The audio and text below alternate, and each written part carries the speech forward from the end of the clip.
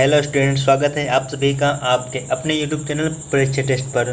दोस्तों, आज हम इस सेशन के अंतर्गत जो आपका बहुविकल्पी प्रश्न है, इसके अंतर्गत एक बहुत ही इम्पोर्टेंट टॉपिक है शब्द रूप। क्या है शब्द रूप, आपको बताने के लिए आता है। दोस्तों, वही हम आज के इस सेशन में हम लोग उसको देखने वाले हैं। अगर दोस्तों इसमें जो आपका संस्कृत का यह चैप्टर है, एक इसमें आएगा आपका, एक आता है धातु रूप आता है, एक आता है आपका कौन सा शब्द रूप। एक धातु रूप आएगा और एक क्या आएगा, शब्द रूप आएगा। तो इस सेशन के अंतर्गत हम लोग केवल शब्द रूप के बारे में ही बात करने वाले हैं। और इस सेशन के अंतर्गत आपका एक फल का है, नदी का, मती का, मधु का, इन सारे जो शब्द रूप हैं उनके हम सभी रूपों को देखने वाले हैं। तो दोस्तों चलिए इस सेशन को हम लोग शुरू करते हैं। और शुरू करने से पहले अगर आप हमारे इस चैनल पर नए आए हैं तो प्लीज़ इसको सब्सक्राइब कर लीजिए और बगल में स्थित बेल आइकन पर प्रेस जरूर करिए। दोस्तों, आज की इस सेशन से आपका 2 नंबर फिक्स होने वाला है, क्योंकि इस सेशन से क्वेश्चन कैसे उठता है हम आपको ये भी बताएंगे। और ये आपको याद करना है दोस्तों, जितने भी हम आपको दिखाएंगे ये सभी आपके लिए बहुत इंपॉर्टेंट हैं, बहुत ही ज़्यादा इंपॉर्टेंट है।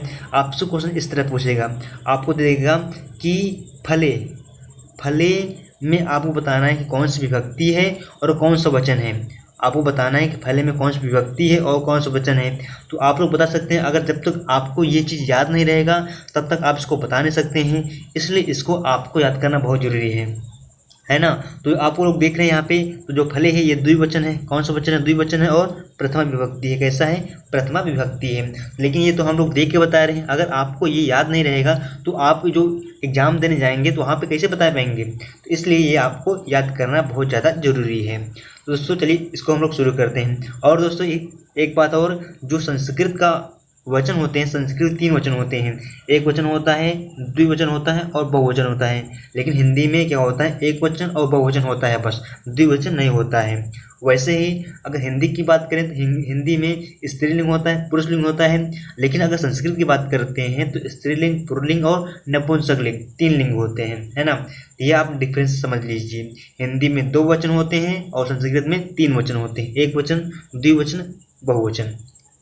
तो आइए देख लेते हैं कि फल का जो शब्द रूप है इसको देख लेते हैं। इसमें फल का रूप देखने से पहले थोड़ा इसको सही कर लें। जो फल का है इसका अगर हम एक वचन देखते हैं तो फलम फले फलानी, फलम फले फलानी, फलेन फलाभ्यम फलय, फलाय फलाभ्यम फलेभ्य। इसके बाद दोस्तों क्या है? इसके बाद है फलात फलाभ्यम फलेभ्यः, फलस्य फलयो फलानाम, हे फले हे फलो हे फलया। क्या है दोस्तों? फले फलियो फलेषु, हे फला हे फले और हे फलानी। ये क्या दोस्तों?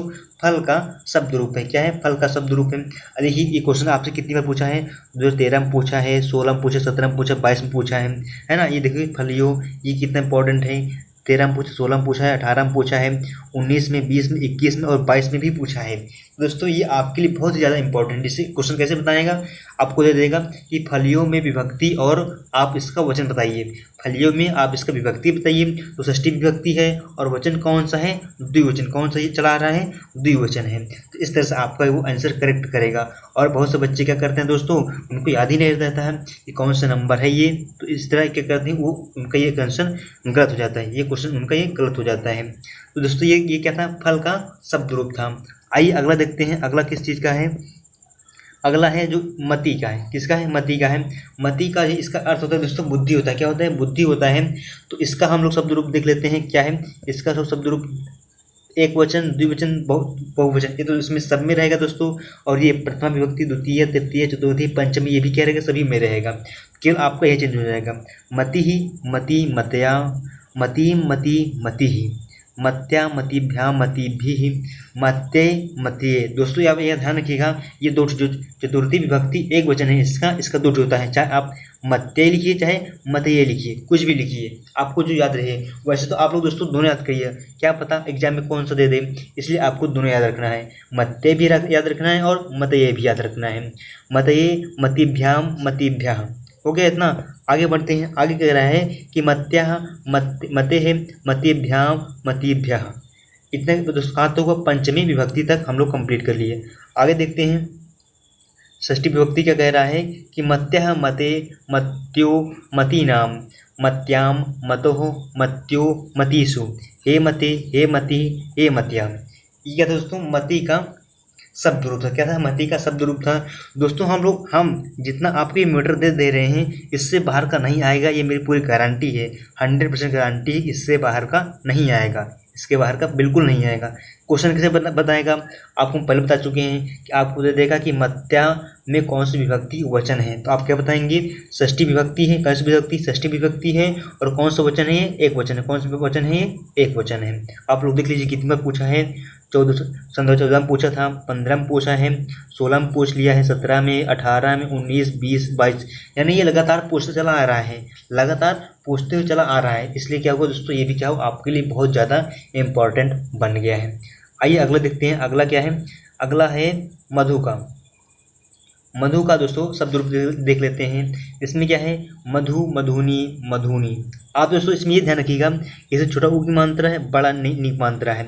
यहाँ पे बड़ा ऊ की मात्रा है, छोटा नी की मात्रा है, ये ध्यान रखिएगा। मधु, मधुनी, मधुनी, मधु, मधुनी, मधुनी, मधुना, मधुभ्याम, मधुभिः, मधुने, मधुभ्याम, मधुभ्यः।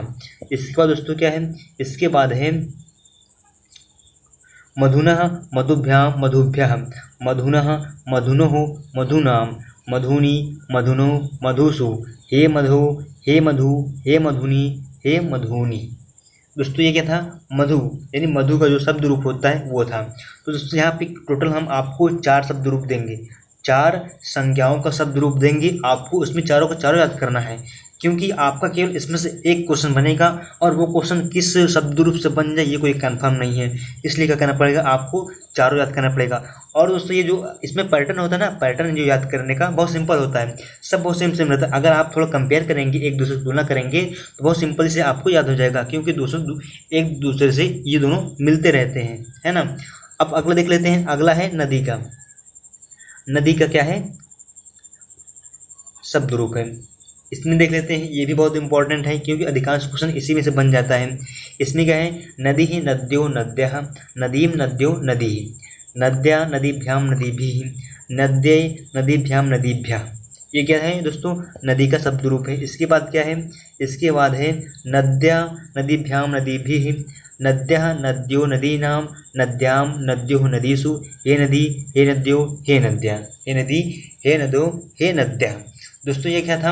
हम लोग 4 शब्द रूप को देखा। कितने शब्द रूप को देख लिए? 4 शब्द रूप को देख लिए हैं इस सेशन के अंतर्गत। और आपको ये आपके लिए चारों इंपॉर्टेंट है, क्योंकि आपको चारों को चारों याद करना है ना। क्योंकि आपको ये क्वेश्चन कहाँ से बन जाएगा किसी को नहीं पता है। एग्जामिनर के दिमाग में क्या चल रहा है किसी को नहीं पता है, वो कैसे बनाएगा पेपर। तो इसलिए क्या करना पड़ेगा आपको कि उस जो एग्जामिनर बना रहा है उससे आपको एडवांस रहना है।